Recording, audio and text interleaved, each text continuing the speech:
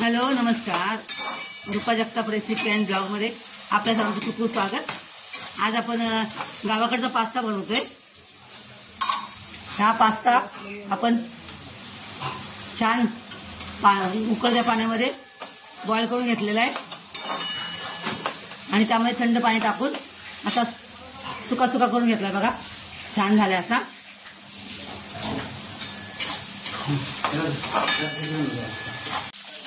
तेलामध्ये मिरची आणि कांदा टाकले,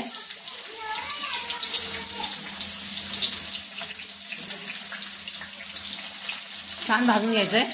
मग 1 चमचा मीठ टाकायचं त्यामध्ये। आपण कांदा मिरची छान भाजून घेतलेले, त्यामध्ये आता टमाटर ऍड करायचे। हॅलो नमस्कार, पास्ता मसाला ऍड करायचा आहे। हा पास्ता मसाला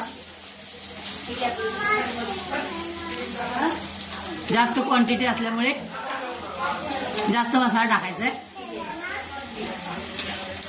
छान असा हलवून घ्यायचा मस्तपैकी।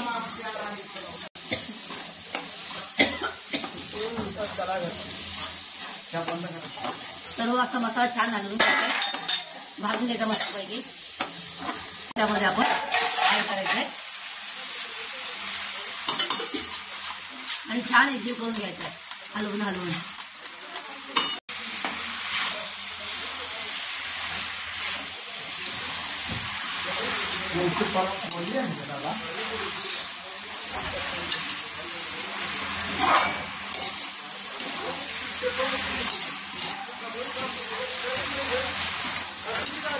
आणि वरून छान कोथिंबीर टाकायचे।